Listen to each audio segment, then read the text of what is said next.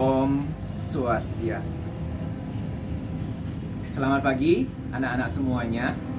Pada kesempatan kali ini di semester awal dan awal pertemuan kita di kelas 11, kita akan mengawali pelajaran agama Hindu dengan materi yang pertama, yaitu yoga asanas.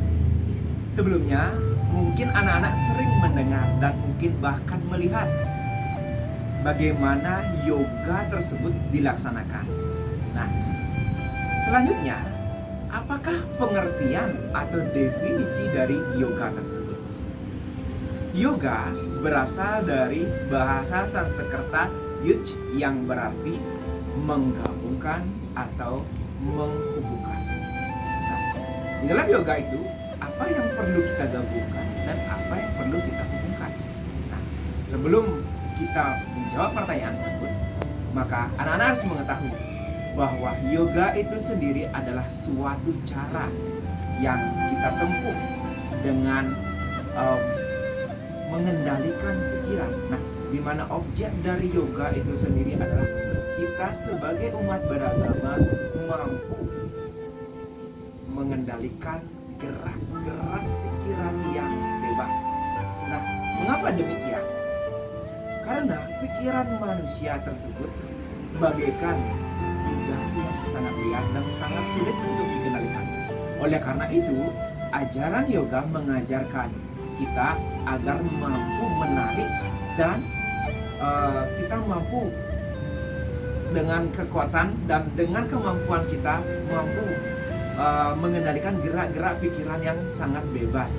Dengan mengendalikan gerak-gerak pikiran yang bebas, maka segala sesuatu bentuk kenikmatan atau objek material atau objek-objek yang menyebabkan indera kita puas, maka dengan itu maka kita akan dapat mencapai yang kita sebut dengan tujuan dari yoga.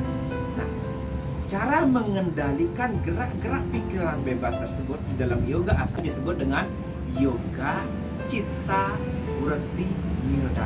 Nah, setelah itu maka kita akan dapat menyimpulkan bahwasannya yoga adalah suatu cara menghubungkan atau menggabungkan dari pikiran kita dengan objek yang kita puja, yaitu tiada lain adalah Ida Sang Hyang Widiwasa atau Tuhan Yang Maha Esa. Ketika kita nanti mampu mengendalikan gerak-gerak pikiran yang bebas dan kita mampu menghilangkan atau mengendalikan objek-objek indera kita mendapatkan suatu kesenangan dari luar, maka ketika pada saat itu kita akan mampu terhubung dengan Ida Sang Hyang Widiwasa. Nah, di sanalah pentingnya yoga. Mengapa yoga itu sangat penting, anak-anak? Mengingat sekarang pada zaman global dan modernisasi seperti saat ini, kita lihat banyak sekali permasalahan dan problematika sosial yang membuat manusia semakin tergerus. Banyak sekali manusia atau banyak sekali kita di zaman globalisasi ini menjadi orang yang cepat arogansi, emosional, dan tidak sedikit orang yang stres. Apalagi adik-adik atau anak-anak tahu semuanya, di situasi seperti saat ini yang kita sedang mengalami kita sedang mengalami wabah COVID-19. Banyak dari kita yang istilahnya dapat Bapak bilang merasa diri gagal karena banyaknya kegiatan-kegiatan kita terbatasi. Nah, oleh karena itu salah satu cara yang dapat kita lakukan yaitu menenangkan pikiran dengan yoga itu sendiri. Kita dapat mendefinisikan yoga sebagai cara kita untuk menenangkan pikiran. Dan bagaimana cara kita untuk menenangkan pikiran kita itu juga disebut dengan yoga. Nah, anak-anak, ajaran yoga itu sendiri merupakan suatu ajaran yang dibawa oleh Maharshi yang disebut Maharshi Patanjali. Nah, Maharshi Patanjali pada zaman dahulu mengajarkan ajaran yoga kepada kita, khususnya kita umat Hindu. Nah, beliau mengajarkan kita di dalam sebuah kitab yang kita sebut dengan kitab Yoga Sutra Patanjali. Nah, di dalam kitab Yoga Sutra Patanjali ini terdapat gerakan-gerakan yoga yang kita sebut dengan Astanga Yoga. Nah, di dalam kitab Yoga Sutra Patanjali ini anak-anak itu terbagi atas 4 bagian. Yang pertama ada yang disebut dengan kitab Samadhipada. Nah, kitab Samadhipada ini berisi tentang bagaimana tujuan bentuk dari yoga tersebut. Yang kedua ada kitab Sadhanapada.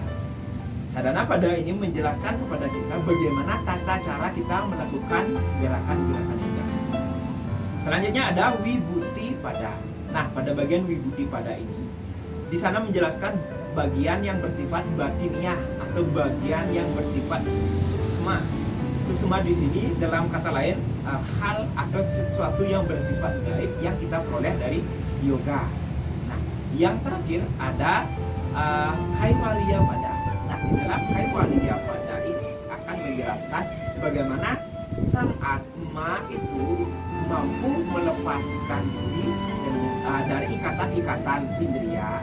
Nah, melepaskan diri dari ikatan indria sehingga sang Atma dapat mencapai kelepasan atau yang kita sebut dengan moksha.